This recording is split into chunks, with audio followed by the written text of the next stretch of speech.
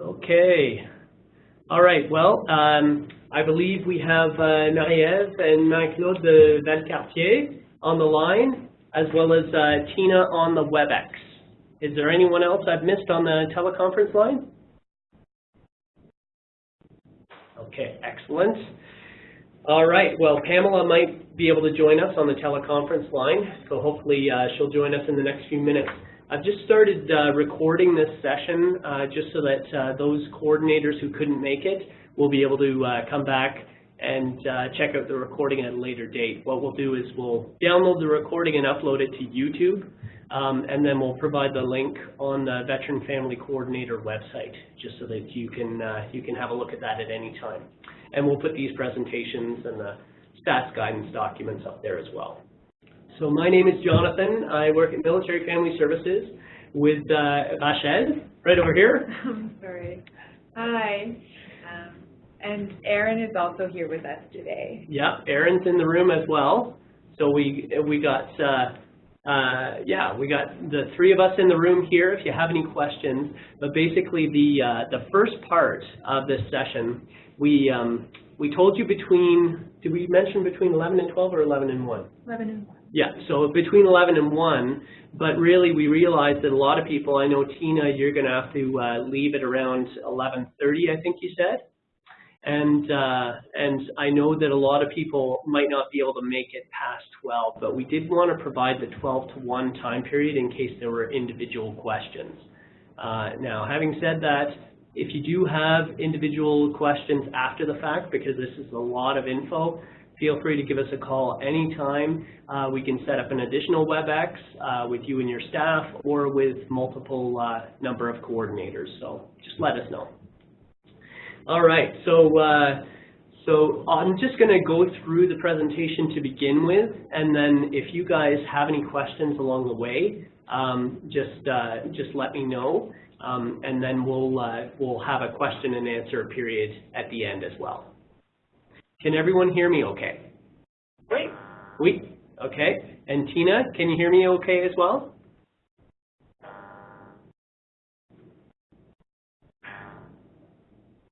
Sorry, yeah, I can hear you. I'm chewing my lunch, so I had myself on mute. All right, excellent. Okay, so let's get started here. So basically, what we're looking at over the last few weeks is Rachel and I met with VAC just this past week about the performance measures because they had several bits of info that they really wanted to capture for the year 2 data. And we made it clear to them that we needed to know up front what kind of stats they'd like to gather in order for you guys as the coordinators to know what you need to start gathering starting October 1st. And also so that we can provide some guidance around how to calculate those stats so that they're calculated reliably across the various coordinators and locations. So we met with VAC last week. Rachel and I worked on the guidance document that was sent to you by Rachel this morning, as well as this PowerPoint presentation, just to give you an update on the stats requirements, and also offer you a little bit of guidance in terms of some of the questions that might not have been asked previously, but will be required to be captured and reported in starting October 1st.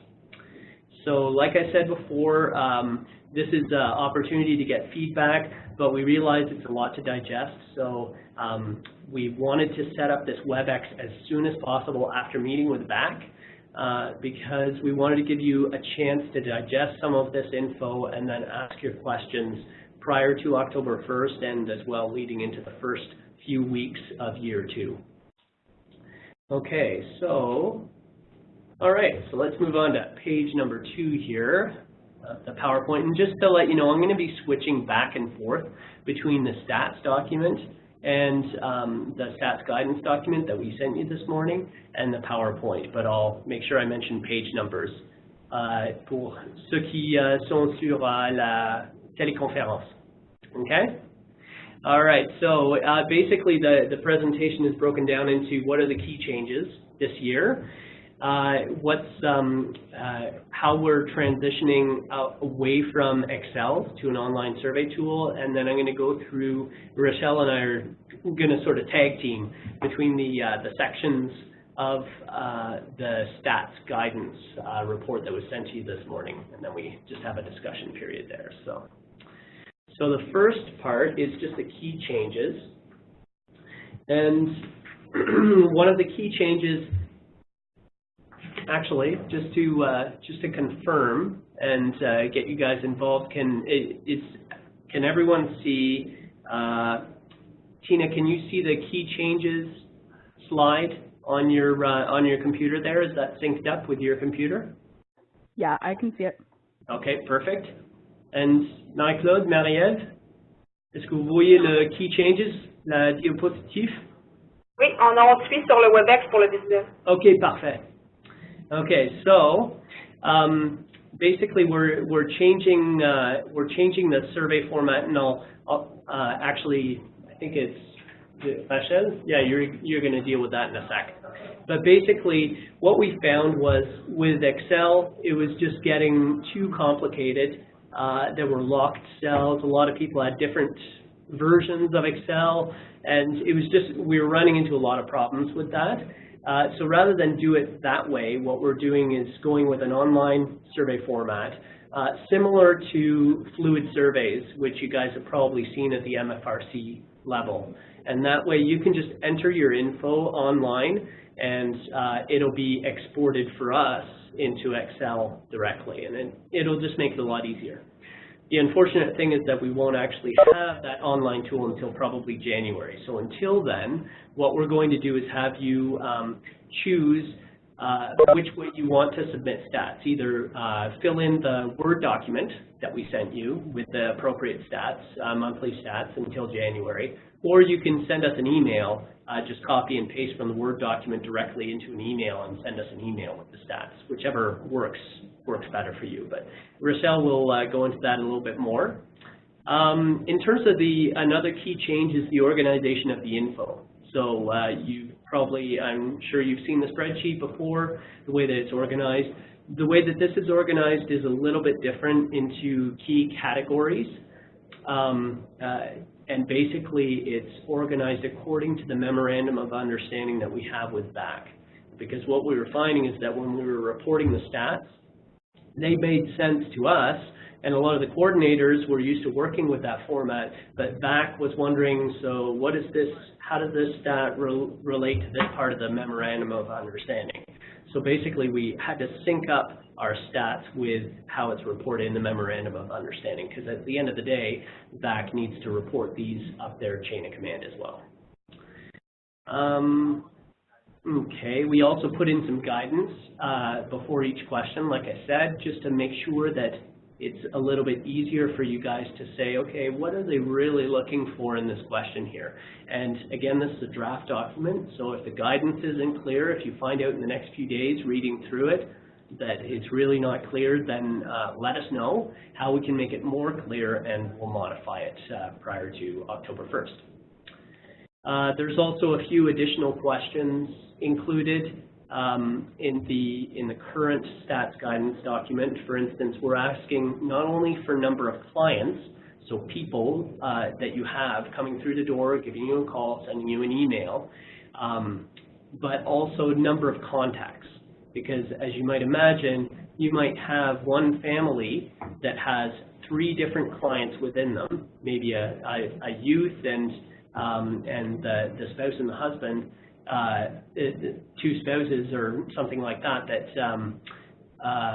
all of which you're serving for different reasons, right? You refer to one, you offer counseling to another, this kind of thing. But chances are in 1 month, often when they contact you, there's more than 1 contact per month. They give you a call, and then they meet you in the office, or they send you an email, and then they give you a call and stuff. So number of contacts really shows the amount of effort that you're putting into that particular client. Because just saying 1 client, if they've contacted you 10 times in 1 month, just reporting them as 1 client doesn't really do justice to the amount of effort that you put into that client, which is why we're talking about number of contacts. Now, another thing I mentioned in the document that you might have noticed if you had a chance to review it, or as you review it over the next few days, is I've said substantive contact. And that's actually the same language that I use in the MFRC service delivery stats. And the difference between a substantive and a fleeting contact is pretty intuitive, but I wanted to write it out just so that you understand. It's actually in your stats guidance document. If you look at the very bottom of the stats guidance document, I think it's, what page is it? It's way down at the bottom, page number 18, I think. Yeah, 17 and 18. You've got, excuse me, an end note there that talks about a substantive contact versus a fleeting contact. But basically, to break this down into really easy language, a substantive contact is a contact where a lot of information is shared. It's a meaningful contact with the client. So let me give you an example. If a client is calling up and saying, do you know where the local park is on base? That's not a substantive contact because there's not a lot of meaningful info shared. However, if they give you a call or send you an email and say, listen, I'm looking for counseling, I'm having a lot of trouble with this transition, and you're offering resources, that would be a substantive contact. Even though the phone call might only be 1 or 2 minutes, you've still shared resources, you've offered a referral. So again, this end note sort of breaks it down into details and provides you with examples. But basically, that's the long and the short of the substantive contact. So we want you to only report substantive contacts because fleeting contacts will just artificially inflate numbers. Like if you go and offer let's say you have a booth at some sort of family day in which there are 5,000 family members, right? Just for instance. If we were to report all contacts, you might report 5,000 people who actually sort of saw your booth and were wandering by or wandering around the park. That wouldn't be representative of the work you did that day. What would be representative is the people who came up and talked to you, asked you for info, grabbed an info pamphlet, that kind of stuff. All right, so are there any questions just before we move forward on what I mean about contacts or any of the changes thus far?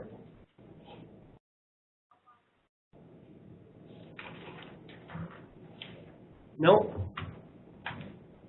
Marie-Ève? Marie-Claude?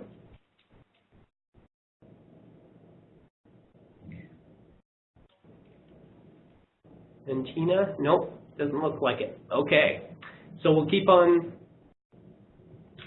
Okay, I've got a yep down there from Tina, so hopefully that's not the yep, I have a question. Hopefully that's yep, I understand. So just feel free to use the chat as well if the audio for some reason on the teleconference or on the Webex isn't working.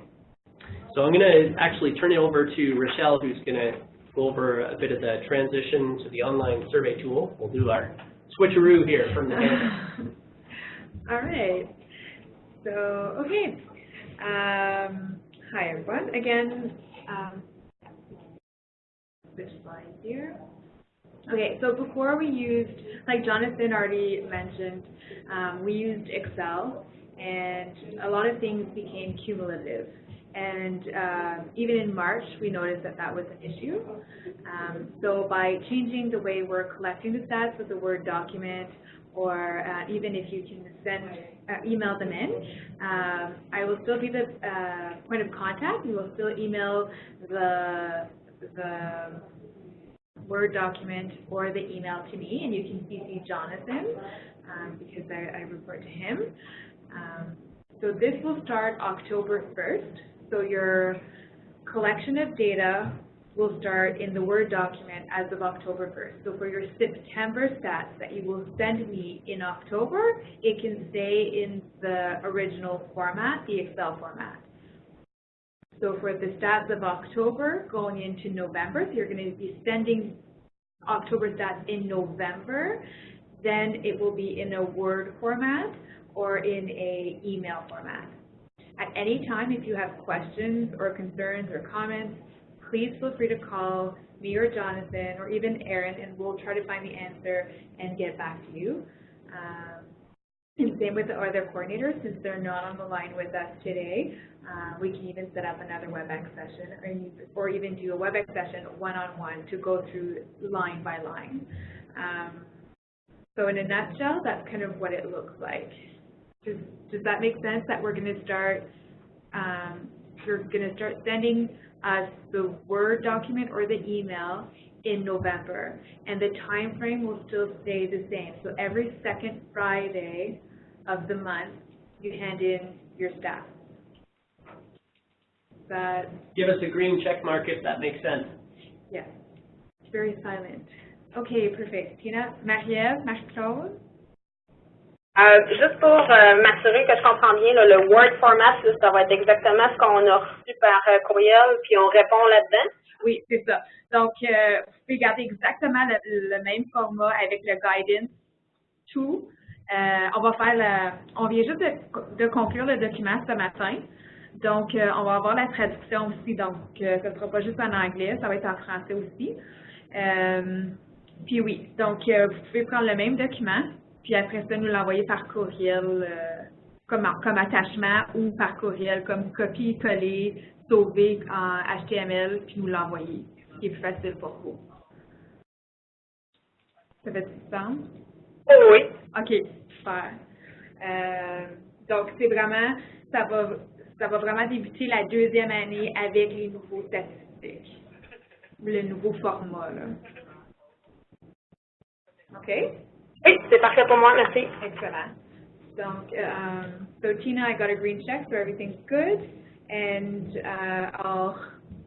my co-host, to Jonathan. Back to you, Jonathan. All right. So, and as Rochelle was just mentioning, this is actually the documents that you received this morning are hot off the press. We just completed the final draft this morning based on our meetings with VAC last week, because we had several days worth of meetings. And we wanted to make sure that this was specific enough to be of use to you in terms of the guidance. So please feel free to offer us any feedback over the next few days in terms of adjustments we need to make to the guidance to make it more clear, and that way we can get this translated and have it in French, hopefully in the next week or so. All right, so moving on to the next slide here. So basically, I've broken down these sections. We broke down the sections by talking about why is this important, because one of the things that, if you've been to any of my service delivery video conferences, one of the things I sort of harp on about is that we only gather the stats that are important for us to track. We don't want to gather hundreds of pieces of data that are never going to be used or aren't gathered reliably. So that's why I wanted to put front and center why this is important, which is basically the so what factor of a lot of these stats. So in terms of the number of access to MFRC services, that's the first section on the sheet that you'll notice here. So if we just skip back, I'm just going to scroll up to page 1 here of the stats guidance document that was sent to you. So you can see it's broken down by, you've got the question first, and the area that it's in terms of number of veteran family population clients who access the MFRC services. Then you've got the guidance for that question, which is broken down into the various rows. And then this is the grid that you'd put your numbers in on the Word document and then just send that into Rochelle and myself, or you can copy and paste this entire document into an email if that's easier for you and just send it in the body of the email. So in terms of what this section looks like, so total number of clients, what do we mean by that? That means total number of veteran family members. So we're not just talking about families, but we're talking about the individual people within the families that you're serving. So like I said before with my example, you might be serving both of the spouses, but also one of their youth or children, or maybe the parents of one of the spouses. So it's really important for us to get accurate stats on that. So this total number of clients includes all veteran family members served that month. and then number of new clients served. The reason why we put this in is because we were getting some coordinators were calculating it cumulatively, so counting the same clients from October to November and then adding them up. Whereas it was very difficult, and so that made it very difficult for us to tell, okay, how many clients overall were served this year and how many of them were new clients. So this way it'll give us a much more accurate client count. So the number of new clients is basically, like I said in the guidance here, you can see right in the middle of the page here, new clients, hang on, I'll put a little arrow there. New clients refers to a veteran family member with whom you have had your first contact in the reporting month. So for instance, if you're reporting on the month of October, then it would be the first contact with that veteran family member in that month. Or it's a client who has previously been closed. Maybe it's a file that was previously closed and then you got it reopened in that month. That would also count as a new client. Total number of contacts is basically, like I said before, it refers to the number of substantive contacts, and you can always check down on the end notes on one of the last pages there in the guidance document for what substantive means. And I just put a little explanation in here just to indicate why we're gathering this. So the reason is that the number of contacts shows the burden of effort for coordinators. So one client may contact you numerous times in 1 month, and it's important that we capture that so that we can see how much time you're spending with each client. Okay, so Tina, I got your message that you got to leave, but that's thanks so much for joining us for the first section, and have a look at the recording and send us any questions you have. Okay, so Marie-Ève, est-ce que vous avez une question? Question, Jonathan. Oui. Je veux juste m'assurer que je comprends bien parce que pour avoir fait les autres stats générales, oui. Dans la question 1 est nouvelle. En fait, c'est comme un total de l'ensemble des autres sous-catégories qu'il va y avoir après dans les autres numéros. Oui. Oui, donc on a ajouté des questions par rapport à... Excuse, je vais comme répondre. Oui. Oui. Donc, on a ajouté des questions auxquelles anciens combattants demandent, qu'on a comme manqué dans la première version. Donc, ce qui est arrivé, c'est que dans l'MOU, on parle justement de faire les statistiques. On a commencé, puis là, avec les conversations avec anciens combattants, on a vu là qu'on avait besoin, il y avait place à amélioration. Donc, on a ajouté des questions pour pouvoir clarifier les réponses, puis pour avoir des meilleures données. Oui. Donc, c'est un peu ça là que vous allez voir, oui, il y a des questions. On a ajouté aussi plus d'étapes pour pouvoir rendre la conclusion plus facile.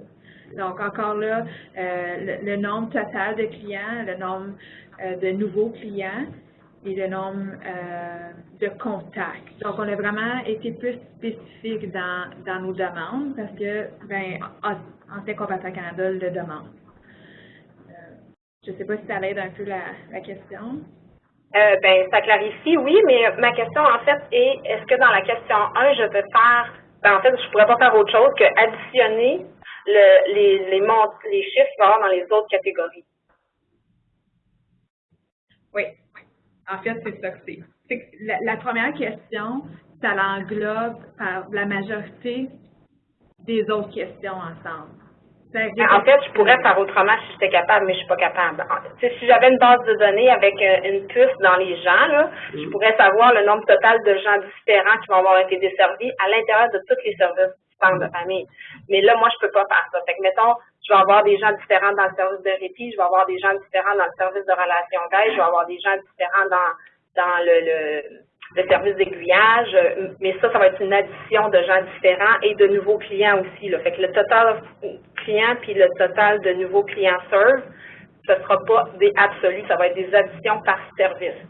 Oui. Oui, c'est compris. Oui. Oui, on n'a pas le choix de le faire comme ça parce que justement, on n'a pas une carte ou une petite puce qui dit « Ah, OK, ben, tu sais, Monsieur Smith, c'est la même personne à toutes les... » comme, on le sait pas.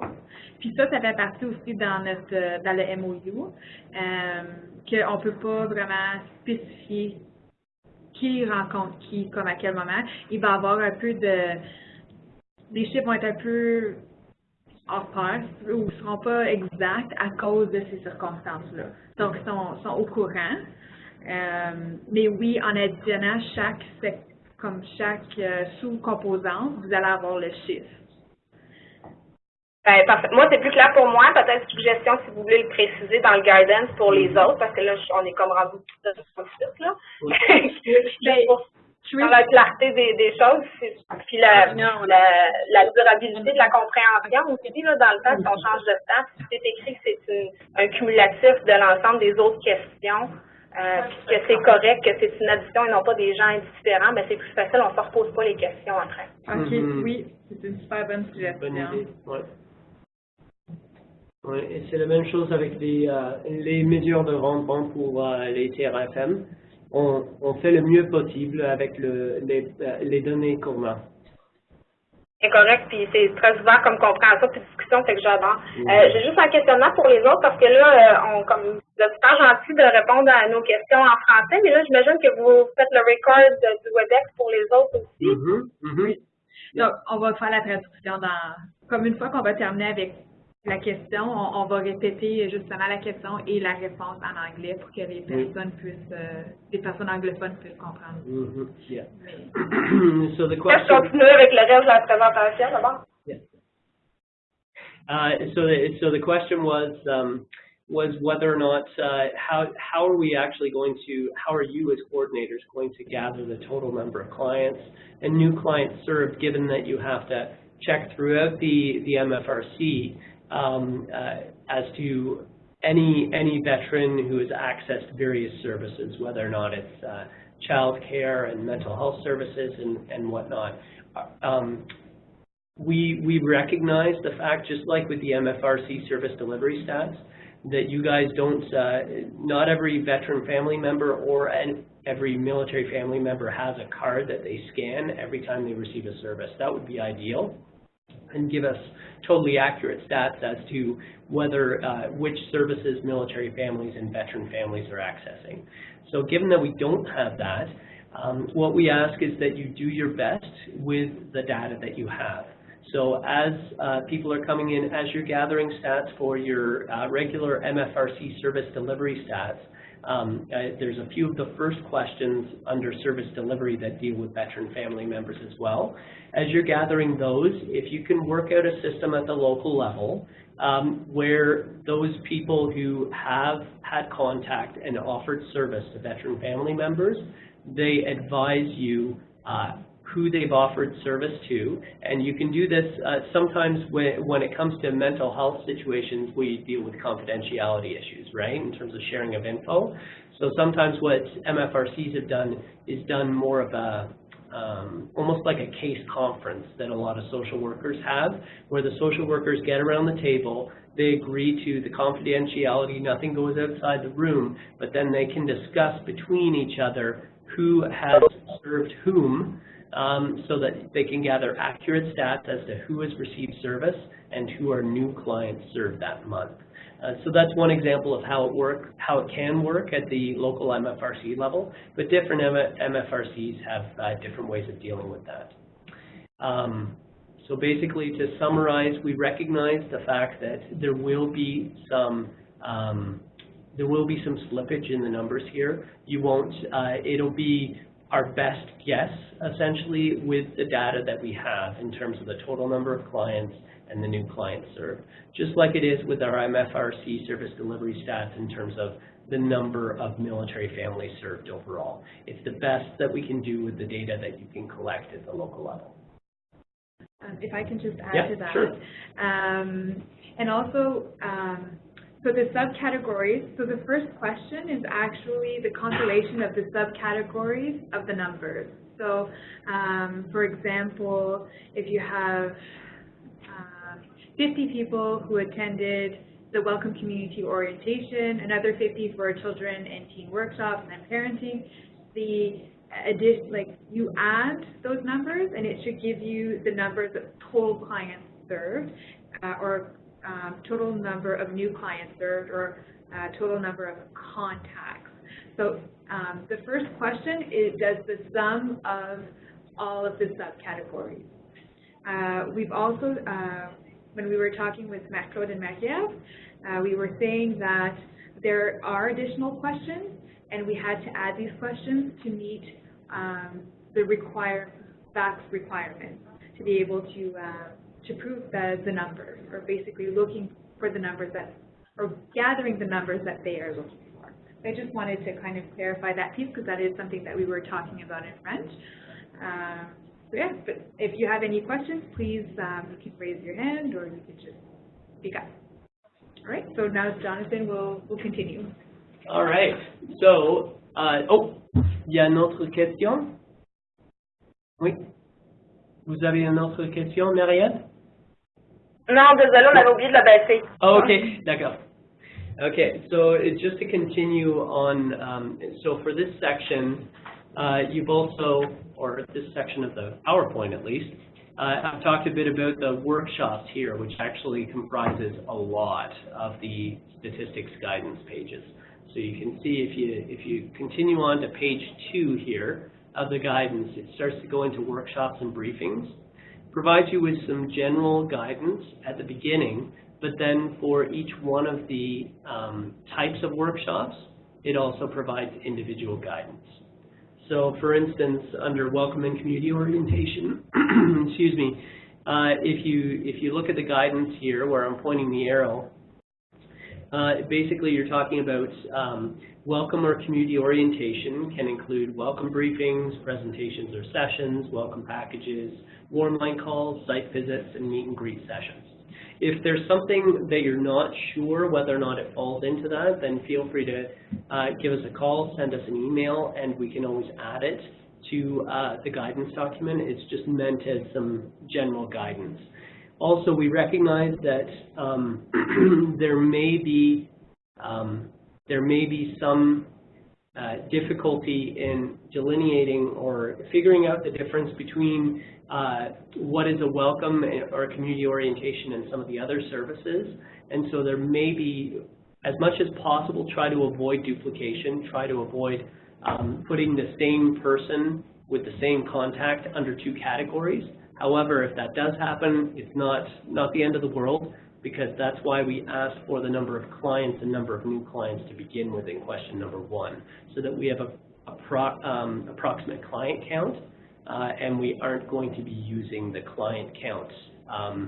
We aren't going to be accumulating the client count of all of these workshops in order to get the total number of clients, because, like I said, there might be some duplication and that will inflate the numbers. So as much as possible, avoid duplication, but if you do, it's not the end of the world.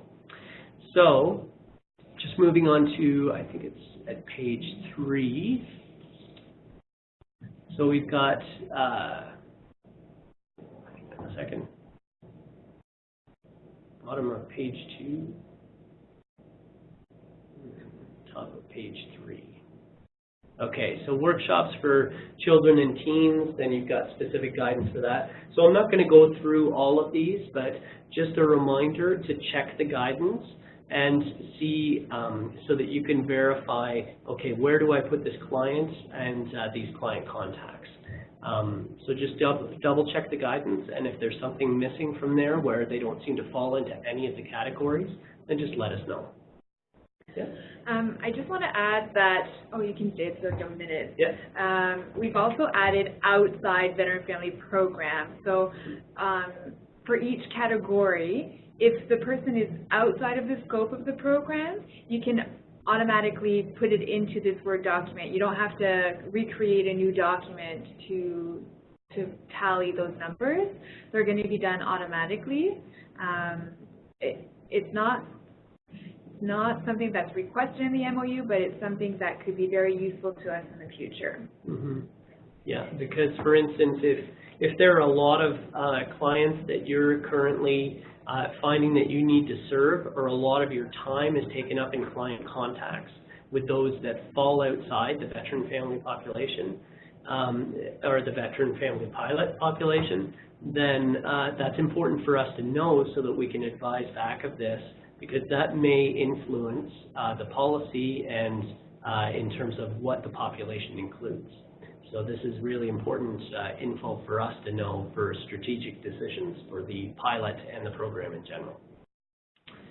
Okay, so I think we can probably move on to, I wanted to go over personal growth and development. Okay, so which page is that on? Personal growth and development, I think, is way down at the bottom. So we're looking now at page 6 of the stats guidance document. And if you look down at the bottom, you've got personal growth and development. The reason why I'm highlighting that here is because it's not the same category as it was before. It's changed, we've changed the definition a little bit, because some of the things that were included in personal growth and development previously are now taken out as a separate table. So for instance, focus or R2MR or mental health first aid each have their own table, because we want to be able to track how much those specific programs are being used by the veteran family population. So personal growth and development, it gives you the definition here. It includes mental health sessions, including the family liaison officer, groups, workshops, and conferences, including in the subjects of self-help, short-term intervention, crisis support, managing angry moments, mental fitness, health and well-being, self-esteem, living life to the full, compassion fatigue, and self-care. It also includes various personal growth sessions on subjects like financial planning and legal planning education, those kinds of things. So just keep that in mind. And again, if there are other examples that you have at the local level of services that you offer that seem to fit in this category but are not listed there, then let us know, and we can definitely make amendments to this. However, that category does not include, like it says at the bottom there, just put a little arrow there, does not include focus, R2MR, or mental health first aid, which are calculated in their respective tables lower down. So just wanted to highlight that before we move on to the next section. I'll let Rochelle handle the next section then.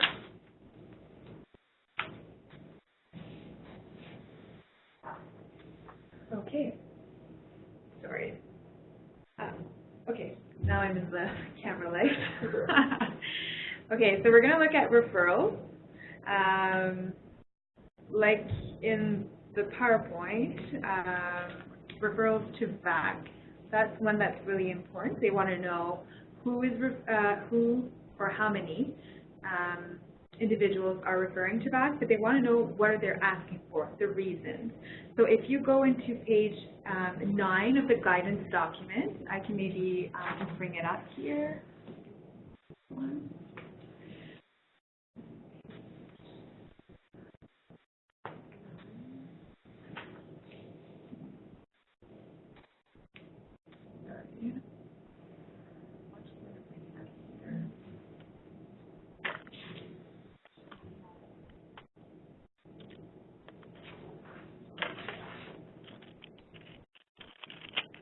Sorry, it's going to take a minute. Just trying to find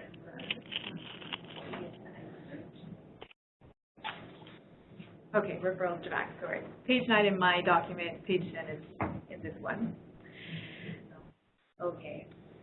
So, referrals to VAC, again, include number of new clients, a number of all clients contact, referrals to MFRC services. So just, we need to read carefully to ensure clients in most accurate category. And then there's the, okay, that's the other thing that I needed to ask. The age category, like if 0 to 9 years, is it 10 to 17? So 0 to 9 would be a child, 10 to 17 is a youth, and then 18 plus is an adult.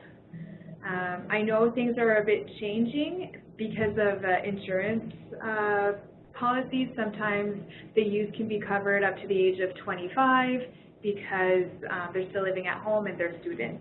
So all depending how your MFRC interprets the breakdown of a child, youth, and adult. That will have to be a bit more specific. So I'm wondering, at your center, how do you capture a child, a youth, and an adult child? Anyone? Max-Claude? Dans le fond, pour les catégories d'âge que tu veux préciser, si c'est ça qu'on applique? Oui, donc en fait, dans votre centre, comment est-ce que vous catégorisez vos comme les enfants, des adolescents, puis des ados ou des adultes de vétérans? Ben, nous, adolescents, c'est 12 ans et plus. OK. Puis est-ce que ça l'arrête à un certain âge, comme à 18 ans, 20 ans? Ou à 17. À 17 ans? OK. I know, Trish, you're on Webex with us? Well, I'm on phone now because my computer's frozen, so. Oh, okay. I'm just wondering. Trying to follow along. Sorry I'm late coming in. That's okay. I'm just wondering how you capture a child from a youth to an adult of a veteran. Is it 0 to 9, 10 to 17, 18? Like what is the breakdown at your center? I am so new coming into these stats that I was looking forward to getting more guidance through you guys as to how this has been done, because I haven't gotten a lot of guidance on the statistics, and I don't think that they've had many children or youth access it in that way. Okay, perfect. So for this circumstance, I think we're just going to look at it this way, where a child is 0 to 9 years of age, a youth is 10 to 17, and an adult is 18 years and up. Okay. So when you're capturing your data for referrals, then you'll be able to, we'll know that a child is 0 to 9. It's not 0 to 18. And a youth is 10 to 17, and an adult child is 18 years and older. Does that make sense? Sure. Okay. Oh, I have a question. Yes. What is the other category stand for? So you can add the adult child into the other category. Planned. Almost planned, yeah. Almost planned. Or it could be a relative, for instance, Yeah. someone who doesn't fall under the usual categories. So also like a neighbor who's a caregiver, then that also falls into the other category. Do you have any questions for referrals? So I just want to take the time to maybe look at, so we have referrals to MFRC services, so all your services within your MFRC, if you're referring to them, then they're captured there. And then we also have, I'm just going to change page in the guidance document. It is broken down, actually, the referrals to MFRC services. But we also have referrals to outside community organizations or services, again. And we put 3. If you have more than 3, you just add to it. So if you can see here, I'll just add a little arrow. Referral to community services, then that, if you have more than 3 in that month, you can just either copy paste that table and plug in more, or you could just write it down the same way and say, okay, we've seen this amount of clients that were referred to this service, and so on and so forth, to outside community services, if you are going in that route. Any questions? Clear as mud. Okay, so we're going to go back to the slides. Rachel? Oui? Yes, we have a question about the referral. We wanted to make sure that, for example, for the referrals to VAC, do we have to capture all the referrals made by all the MFRC staff, or only the ones made by myself? All MFRC staff. Okay, thanks. Okay. I know it's adding a bit to more to the pool of work, but we need to know all the staff, all of the MFRC staff, whether it's your receptionist to your employment coordinator, if you're referring back to Veterans Affairs, if it's for, certainly if it's for a specific reason, not just calling, oh, I need back phone number, no. But if they're saying, you know what, I'm homeless on the street and I need services and I know VAC has something, can you help me? And then they refer you back and they say, yes, this is my contact at Veterans Affairs, like all the 7 coordinators are connected with a VAC representative at your local level. So if that's your point of contact, then you can say, I refer to Veterans Affairs for the issue of homelessness or for the reason of homelessness. So they might not be going specifically to you, Marie-Ève. They might be going to your employment coordinator because they're trying to look for a job, and then whoops, it kind of spills out that, you know what, I'm homeless. I'm living on the street and I have nothing to eat, I have no roof on my head, and I need help.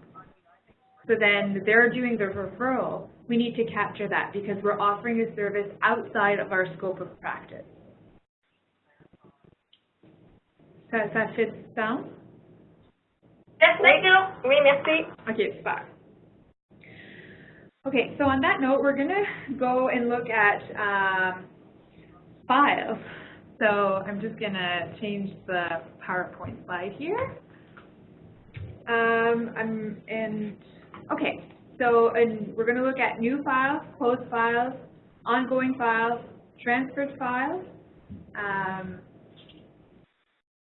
and then the potential mistakes. So what we were looking at in the past, so this is a common mistake that has been brought up to service to us, and we acknowledged that files were cumulative, and we can't have them cumulative. So on our last report, we were adding, but even in the way it was collected, if you had, the old report, if you had 20 new files and then 5 ongoing files and 5 closed files, the next month, if you're seeing the same people, I should have been able to basically copy-paste your last month report, and that would have given me your totals for each new file, ongoing file, closed file. But for all the 7 pilots, they were not collected correctly. So they were either cumulative or we weren't capturing the closed files. So you might have started with 20 files, but then in October, but now in September, I have 5 new files and 0 closed files. But at the beginning of the pilot, you had 20 files. So where did they go? What happened there? So by collecting it this way, I'm going to go back to the guidance document so that you can see how we're going to be collecting them.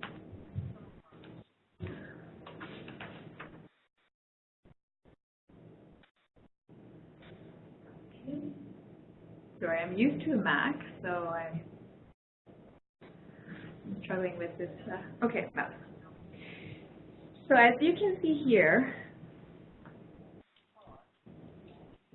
you have new files. So that means you opened a file that month. So we're going to start in October. A new file is a new client that came to you that month. You've never seen them before, or they've been closed. So they've been closed in the past, and you have to reopen that file. That counts as a new file. In that new file, you can have more than one person. You can have a family, right? So you're serving a family. That family could be a family of 5. So the veteran, the spouse, and 3 children, let's say. So your number of files is the veteran that comes and contacts you. So I'm giving you an example at the same time. So a veteran knocks at your door and says, hi, I need help. I have a physical injury and now it's affecting my family and I need XYZ as services. However, I also have a spouse and I have 3 kids. You open it as one file, but underneath you'll see number of clients. So right here, you see number of clients. So that's where underneath you'll write 1 veteran, 1 spouse, 3 kids. Now that is your file. Do we have any questions? No? Okay. Oui, finalement, on a une question. Oui. Parce que nous, c'est sûr que ça va être un dossier par individu et non pas pour famille, à cause de nos règles. OK. Donc, vous ne pouvez pas calculer qui appartient à quelle famille? On le sait, mais on ne va pas le faire par nombre de dossiers. Parce que nos ordres vont, au niveau de la confidentialité, je peux pas avoir un dossier pour les 2 conjoints. Si les 2 viennent me voir de façon séparée, il y a une confidentialité que je dois assurer. Fait que s'il y a une demande d'accès au dossier, je comprends que ça marche pas. Ça marche pas, voilà. Donc, admettons que quelqu'un vient vous voir, puis ils ont des enfants, mais vous savez qu'il y a potentiel comme de service pour les enfants, vous allez ouvrir un dossier pour chaque enfant? C'est une demande d'aide pour le soutien en santé mentale pour les enfants? Oui. OK. Puis si c'est pas en santé mentale, qu'est-ce que vous faites?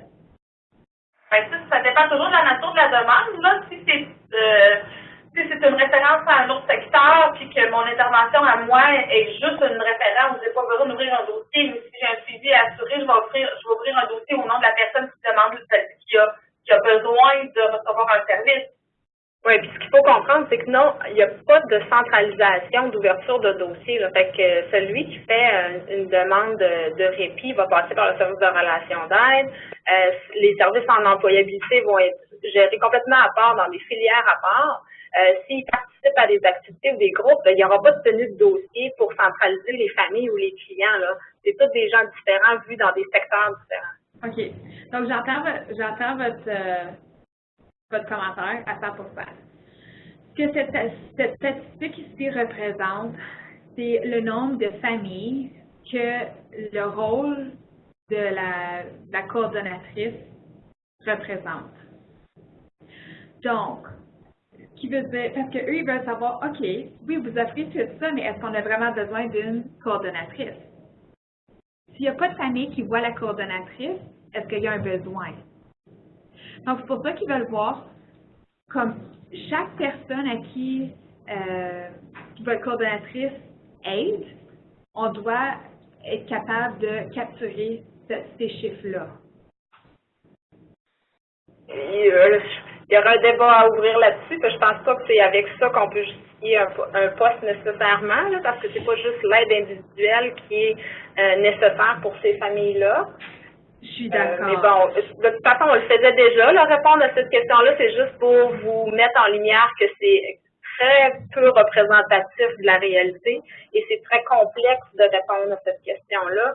Et ça demande une rigueur et un suivi qui est très lourd aussi pour suivre, mettons, 3 mois après qu'il n'y ait pas eu de demande puis fermer ce genre de dossier-là, alors que c'est pas nécessaire selon nous autres. Là. Fait qu'on voulait juste apporter le point pour notre réalité. OK.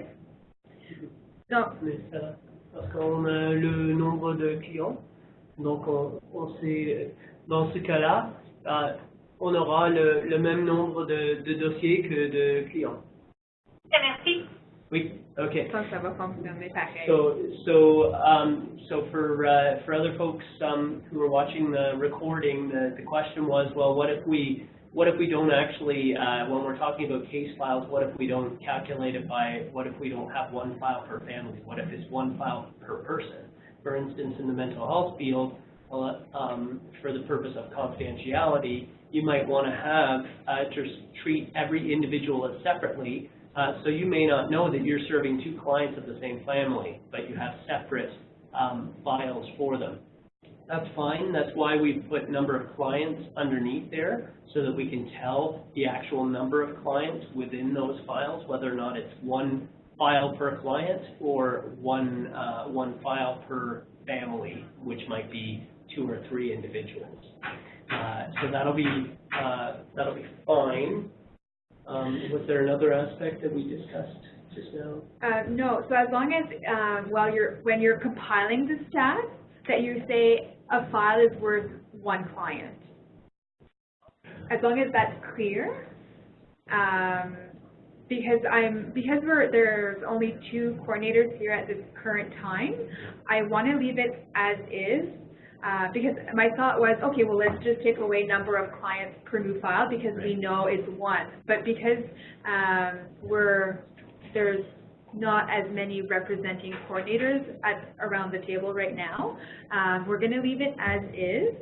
And as long as you write for your center, okay, for me, a new file represents 1 client. Yeah. Oh, sorry. And one other thing that we just mentioned on the phone is that it was mentioned by Valcartier that the way that they gather files, they won't be able to collect files from other staff members in the MFRC due to confidentiality. The difference with this question is that we're just talking about files that you, as the Veteran Family Coordinator, have. So for this particular question, you only have to worry about the files for you, which is why we've stated up on the PowerPoint here, this indicator confirms the number of coordinator positions because it tells us how many clients you as a coordinator are serving. Okay, so that's why I kind of we put the arrow next to number of new files, and we underscored refers to the number of new clients that you have for that month. Okay, so for this particular question, you don't have to worry about files that other people have. This is just your files, so someone who has been referred to you, whether or not it's in-house or they come to you direct as the Veteran Family Coordinator. Okay. Do we have any questions? Oh, yes. I have a question, sorry. If the question is not being asked, if they are, and maybe this was already gone over, if they are a veteran family within the pilot program and accessing any of the other services, I obviously cannot put that data in there. So you're saying if you're not asking if they're part of the pilot? Mm-hmm.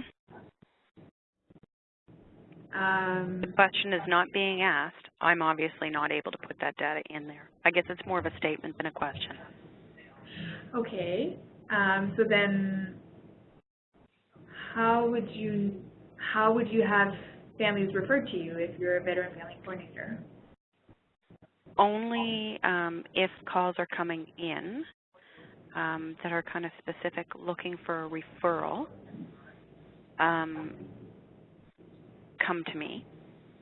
If families are accessing all the other programs at MFRC,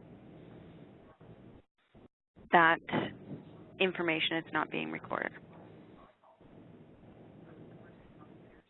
Okay. Okay. So what we're going to do. So you're saying that the other staff on board in the MFRC are not gathering those stats? Is that what? Is that correct? Well, nobody else other than me is gathering stats on VFS. So what we're going to do is actually send this to the EDs as well as partial support to you, so that the EDs know what kind of stats that you are obliged to send in, so that we can then have the EDs inform the staff that these are the kind of stats that you'll be asking for on a monthly basis. So as for how you at the local level gather those stats, some people have intake forms, some people have different kinds of methods. It's the same thing with the MFRC service delivery stats. So we let usually the MFRCs work that out because some of them have already cracked the code on that. But if you do need some help in terms of working out a generalized way of gathering those stats among all staff, and that we can definitely put you in touch with some of the other centers who've developed a system around that. But that'll be the purpose of us informing the EDs of the fact that you're obliged to put together these stats, is so that they can also encourage the staff to help you out with this task. Does that make sense? Oh, it definitely makes sense. Yeah. Yes. Okay. Yep. Oh, I understand. Yep. Okay. Okay. So we're just going to look at what is an ongoing file. So it's the number of files open for a minimum of 1 month. So if the client continues accessing the service, so it's ongoing for a month. And then a closed file is after 3 months, if you haven't heard anything, you can close the file. Any questions? Kind of clear? It's ongoing if it's for a month. After 3 months of no contact, the file is now closed. So if it's closed after 3 months, you haven't heard anything, you close the file, and a week later, they come back for a service, that becomes a new file because they're outside of that 3 month time frame. Okay? So now Jonathan will explain the promotion and awareness piece. Okay, so promotion and awareness. I'm just going to check the chat, make sure we're not getting any questions here. Okay, so promotion and awareness. Hang on a sec. So basically, we want to be able to figure out what materials are being created and pushed out to the general population, because as we all know, we do it here at MFS, you do it at the MFRC, you send out material to all the family members that you know about certain activities and your agenda for the year and all that kind of stuff. So that's materials pushed out, but then you also have some people who actually request materials where they're saying, do you guys have anything in terms of some sort of respite child care program or those kinds of things where you've actually got a person who knows something about the program and requests additional materials. So we've broken it down in that we've divided those two categories. The reason is because, like I said on the slide here, we've got the creation of info. So this is the amount of material received by you from MFS or created by the MFRC, okay? So this tells us how much effort you're putting into communications. Then we have a second category, which is materials pushed out. So this tells us the distribution of materials without request. So again, this shows a further communication effort, an effort to reach out with communication. The third category is a bit different because those are the materials that are requested by the client, and therefore that shows community engagement, because what it indicates is that the person already knows something, they know how to find you, they've found out that information somewhere, and so they are aware of some kind of services being offered and they want to know more. So that shows a different, sort of different level of promotional efforts, which is why we wanted to break it down that way. So just looking at the stats guide here, so you can see we just provided some general guidance in terms of at the beginning here, and we talked about the administration, so the creation of materials. So as much as possible, we tried to use exactly the same language in the PowerPoint as we use in here, as we use in the guidance, just for consistency's sake. And then you've got, for 3 and 4, you've got materials being, or 3 rather, you've got materials pushed out without request. So that might be a whole bunch of welcome packages that are sent out to the veteran family population, for instance. Number 4, you've got materials supplied with request.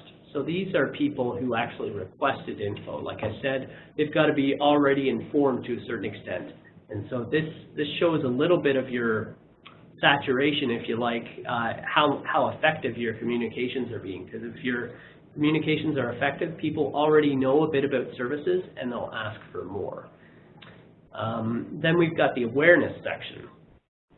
So just going back to the PowerPoint for a second here, this shows how veteran family members became aware of the program, because we know that awareness is the first step to access, that then often leads to usage, and then therefore will lead to our ultimate outcome, which is better resourced veteran family members. Okay, so as part of the entire process, we need to gauge how much awareness is there out there in general. So you can see this is broken down.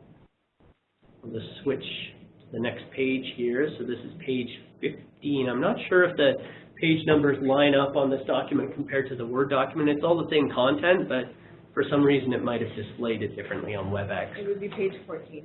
Right, page 14 on your Word document there. So you can see a bit of guidance at the beginning, and then it's broken down by how they became aware of services. Because really, we need to know if everybody's hearing by, for instance, via the Legion or something like that, then that would be really useful for us to know, because that's an excellent partner to have in your community. If they're sharing that much info about what you as veteran family coordinators do, then that's something that maybe we can capitalize on further. On the other hand, you know, if we find that FamilyForce.ca has got very little uptake, very few people are hearing about it from Family Force, or when the new CAF Connections, the new website comes online, then that's really important for us to know as well, because it shows that we need to put more effort into making sure that people, that the website is user-friendly, that people know about the website, that kind of thing. So that's why this indicator is so important for us. So I mentioned in the slide that the potential mistakes, I'll just put an arrow here, are that just confusing the information that you sent out without request versus the information that was requested. So just make sure that before you enter a number in there, that you think about a fact, did they ask for this, or was this just sent out as a matter of course because we got a list of all the veteran family members in our community. Just to make sure that it goes into the right category so that we can tell how we're doing in terms of promotions. Right. So I'm back. So we're going to talk about staff hours dedicated to the Veteran Family Program.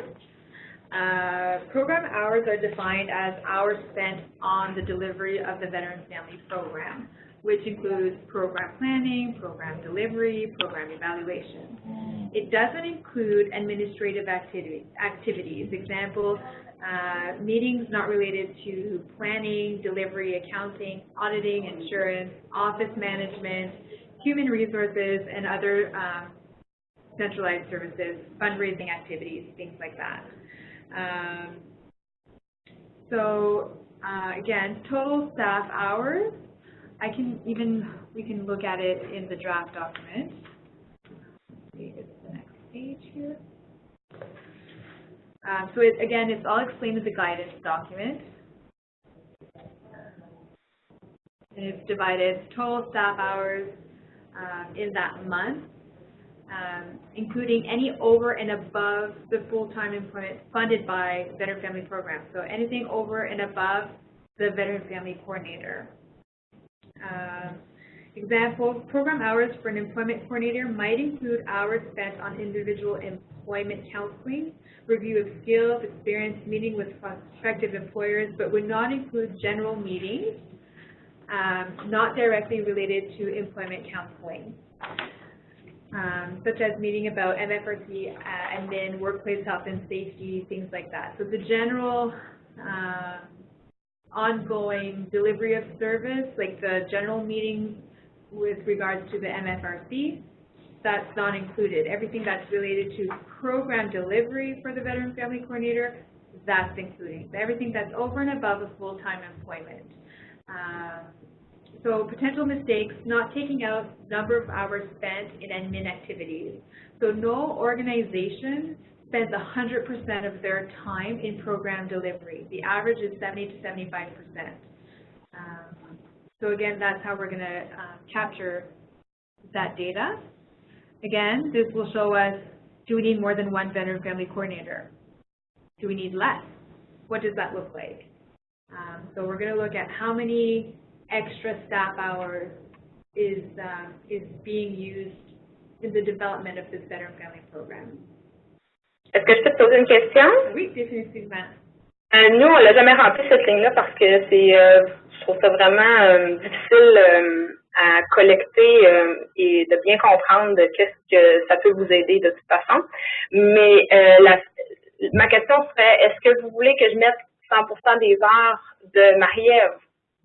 Donc, Marie-Ève, elle est embauchée pour un poste à temps plein. Oui. Donc, admettons que Marie-Ève a fait son 37,5 heures par semaine, mais pendant cette semaine-là, elle fait 60 heures. Mais... Comme que son temps, pas qu'elle spécifiquement, mais qu'elle aurait besoin d'aide de d'autres personnes. Non, mais moi, je calcule déjà quand les gens sont directement impliqués dans la prestation de service du programme, comme les compteurs en emploi, s'il y a des actions qui sont faites pour développer un programme, pour offrir quelque chose de spécifique aux vétérans et leurs familles, je capture les heures dans les autres. Parce que dans le côté financier, on me demande de traquer ces heures-là pour pouvoir les charger. Fait qu'il y a un système en place. Mais pour Marie-Ève, elle est chargée à 100%. Là. Fait qu'elle, je fais pas la séparation de ses tâches versus ses heures. C'est 37h30 qui est dévouée au programme. OK. Ta conseillère à l'emploi, est-ce que, donc Marie-Ève, elle n'aide pas personne côté emploi, côté elle, ses tâches consistent de quoi exactement? Elle fait la promotion du programme, elle va recevoir les gens qui ont des questions, elle va faire le développement du programme, mais si quelqu'un qui a besoin d'un aide en employabilité individuelle, ben c'est la conseillère en emploi qui peut le voir. Là. OK. Puis vous, à votre centre, vous n'avez pas de problème à fournir ce service-là? Ben non, puis l'heure qui est passée avec l'intervenante en emploi avec le client, je peux vous le mettre. Ma problématique, c'est, je sais pas, à part de mettre 100% des heures pour Marie-Ève, je ne sais pas comment faire, vous le calculer, sinon on s'arrache les cheveux de sa tête. Là, cette fois-ci, elle a participé à une réunion d'équipe qui n'était pas vraiment reliée au projet. Là, celui-là, c'était relié au projet. C'est vraiment un cassage de cheveux, là. OK. Donc, pour vous, si vous n'avez pas rien à écrire, vous ne l'écrivez pas. Il y a d'autres centres où ils ont peut-être pas le même fonctionnement, où ils n'ont pas le même nombre d'employés pour pouvoir délivrer ce service-là. Là où la conseillère ou la coordonnatrice va donner un coup de main, admettons à l'emploi, par exemple. Ils ont tellement de personnes, mais ils n'ont pas le staff pour pouvoir le couvrir. La coordonnatrice finit par aider à l'emploi pour pouvoir servir toutes les personnes qui passent au travers de la porte. Comprenez-vous ce que je veux dire? Donc, admettons qu'en plus de faire ses tâches, ben, elle a dû dédier un autre 10 heures qu'elle aurait pu prendre pour le poste de coordonnatrice, comme pour faire justement la promotion du programme, développement de programmation, toutes ces choses-là. En plus de ça, ben, elle a ajouté à sa tâche côté emploi. OK. Donc, c'est pas tout. Il y a des centres où est-ce qu'une personne porte plus qu'un chapeau. C'est un peu pour démontrer ce côté-là. Je ne sais pas si je m'explique bien, mais... Ben, écoute, je vais essayer de le remplir, mais si c'est pas applicable, c'est correct. Vous mettez 0, puis c'est très correct. Il y a pas d'erreur là. Ben, ma compréhension, c'est que vous voulez savoir les heures qui sont dédiées au programme. Ça inclut pour moi la coordonnatrice du programme.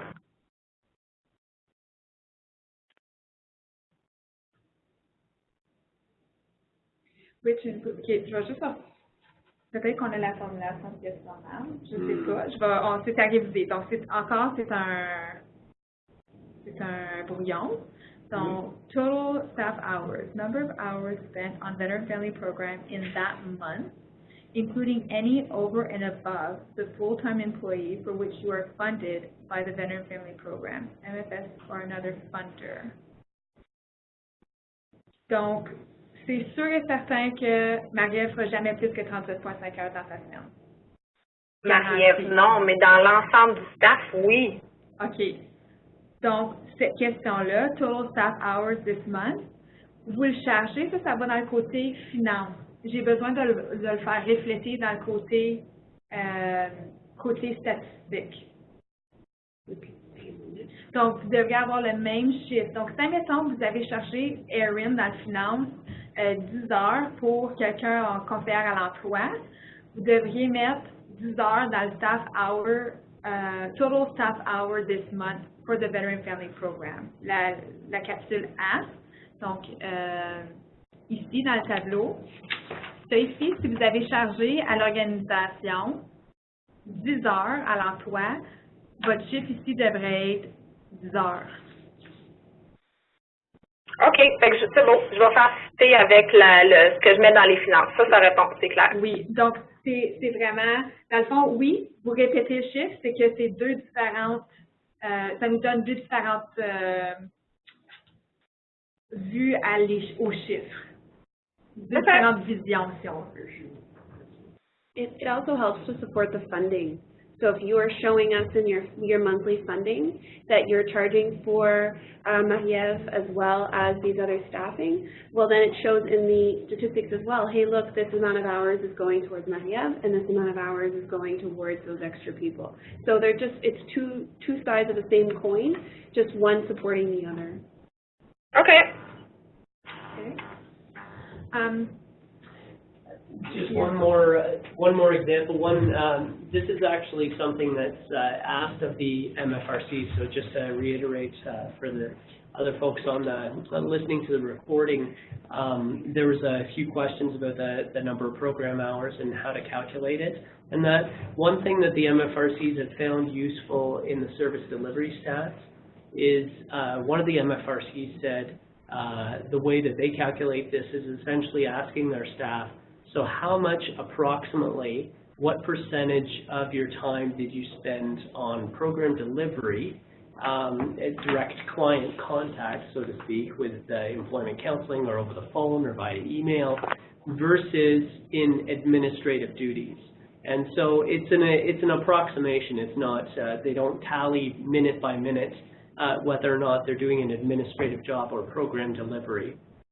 So generally, the ED would ask them, you know, what percentage this month was it? So they might say, you know, 90% was on program delivery because we didn't have any staff meetings.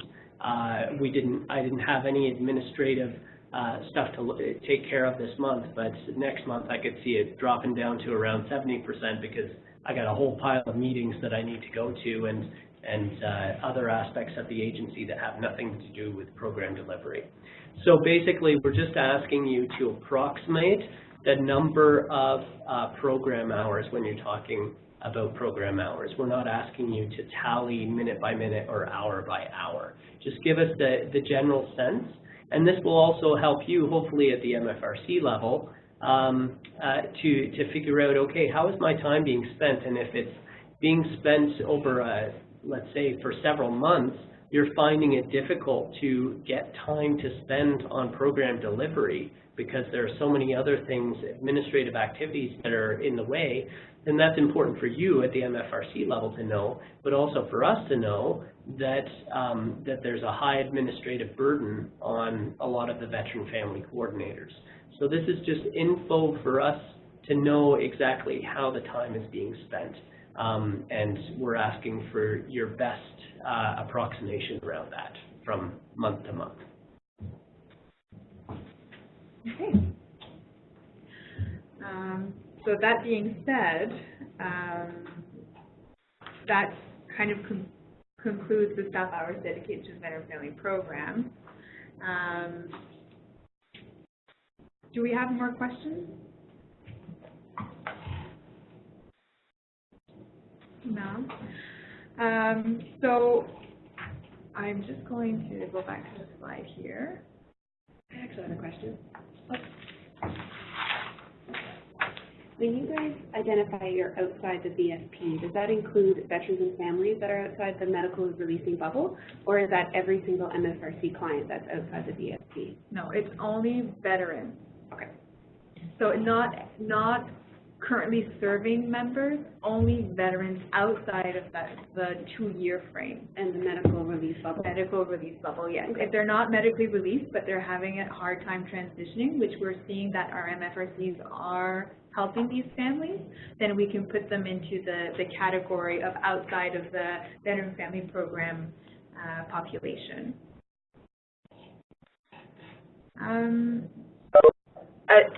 J'ai une question aussi par rapport à Outside VFP. Oui. Dans les sections 2, 3, 4, il n'a pas la séparation ou l'ajout de Outside VFP. Y a-t-il une raison? Parce que nous, on le capture. Dans la section 2, 3, 4, la page 2, 3, 4 ou? Non. Oh, excuse, 2, 3, 4. Je m'excuse, je regardais pas la bonne place. Donc, OK, bien si vous le capturez, on peut définitivement ajouter cette partie-là, c'est pas un problème. Ben, moi, je pense que si on l'a partout, ben ça va nous aider à voir l'évolution du programme un peu mieux. Oui, définitivement. Donc, on peut ajouter, donc dans le fond, c'est l'aiguillage, ainsi que file management, les nouveaux clients. En fait, nouveaux clients, c'est pour le Veteran Family Program Coordinator. Il y a des questions qui sont par rapport à des clients qui sont en dehors du programme. OK. Donc, il va falloir spécifier ça, là. Il va falloir, donc oui, on va ajouter une section pour les clients à l'extérieur de la population. Oui. La même chose pour le 4. Côté 4 promotionnel, je veux dire, c'est que ce soit à l'extérieur ou pas, quand on est dans la communauté et on fait de la promotion, c'est encore visé pour la population à l'intérieur du 2 ans. Puis le côté médical, donc le côté communication va rester pareil. Je vois pas où est-ce qu'on pourrait vraiment comme ajouter les... C'est plus la page 15, c'est par rapport à d'où viennent les références. Ah, OK. Donc là, pour les clients qui sont à l'extérieur de la population, on va pouvoir compléter comment ils sont au courant du programme. Oui. OK. Donc, on peut ajouter ça aussi. Je suis en train de prendre des petites notes en même temps, là. Pas toujours parfait, mais au moins s'il y a une tendance qui se dessine, même si on ne le sait pas toujours pour tout le monde, là, ça peut être bien. Oui, bien c'est ça. On ne sait jamais dans quelle direction nos chiffres vont nous apporter. Ça se peut qu'on peut mettre notre catégorie là. Ah, on peut faire ça. Au lieu de faire comme une reproduction complète de la grille, on peut peut-être juste faire, après « Other », juste mettre vétérans à l'extérieur du programme. Oui, ça pourrait. OK, parfait. Donc, on va faire ces petits ajouts-là. Donc, je vais juste faire un peu la traduction, là, parce que oui, on est en train de faire le recording. Donc, the question was, can we add the veteran population that's outside of this pilot into section 2, 3, and 4? And we said yes, so we could do the modification and add that population within this guidance document as well as within like the stats. So that's not a problem. We can, if you have the numbers for it, then you can. If you don't, it's okay, because really we're looking for the individuals who are being served within the population of the Veteran Family Program. If you do have the numbers, it's always good to add them. This will then determine different trends and needs in the population. If there's a bigger population of people outside of the 2-year scope, then that's something that we need to reflect to Veterans Affairs and to our community. Rachel? Oui? Hi. I have a last question. There is no comment section on this Word document. We used to use that a lot in the Excel version to capture qualitative data. So we were just wondering if there is another possibility to capture such data in order for VAC to have more information about the stats and people that we meet. Actually, that's a great question. There is an email that Erin will be sending out shortly, because in our conversations with Veterans Affairs, they want to see more of the qualitative data. So they want to know things like, let's say you offered a program and 10 veterans attended and it was very successful. That within that program, 10 people were served and it helps with their transition. Then in that form, so in that email, you'll have instructions as to how you're going to capture that data and send it to us separately. So we're gonna put the numbers together and we're gonna put the comments in another format. So we're not gonna mix the qualitative and the quantitative. We're gonna have a quantitative report and we're gonna have a qualitative report. This will better reflect all our efforts. Thank you. Okay. I know, Trish, you started a little bit later in this session. But at any time, if you'd like for us to go over the documentation, it is recorded, but if you have any questions or need any guidance, I also know that you're new to the team, so please feel free to call Jonathan, Aaron, or I, or email us, and we'll be more than happy to help. And again, for coordinators who are not on the WebEx session, please feel free to call us. We are available, and we're willing to do another WebEx session to help. And I know that October might be more difficult to navigate this new way of doing things. So again, even if it's one question and you might think it's silly, please call us. Are we going to be offering this session as part of our training when we all meet at our conference? Yes. So we're looking at the training possibly in January. It's not set in stone yet. We're looking at maybe combining some things. There needs more discussion about training, but it is on the agenda to go over stats. And this is kind of why we're doing the session today. It's because we want to start in the second year of the pilot, which is October 1st. But this also allows us to track the information in either the Word or email document. And then by January, we will have, or we should have, a new kind of fluid survey tool, so an online tool to be able to gather the data.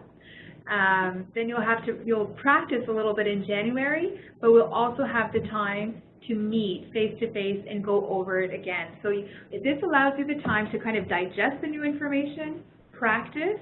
Then we're going to get the new platform, the online platform, to collect the data. That will allow you to practice for maybe a couple weeks or less. And then we'll be able to meet again and go over again the same question. So it allows practice and digestion of the new information, if that makes sense. Yep. Okay. Yep. But the sooner we get your questions, the better, obviously, for data collection purposes. So please do have a read through, see what makes sense, what doesn't make sense. Let us know what doesn't make sense, so that we can improve the guidance and make the questions as specific as possible. Because really, this document, best case scenario, we would like this document to be completely understandable by a new coordinator coming in who knows nothing about the program. So if you can help us by providing us with some tips, some ideas about how to make this as simple and commonsensical and logical as possible, we'd really appreciate that. Okay. Okay. All right, were there any other questions?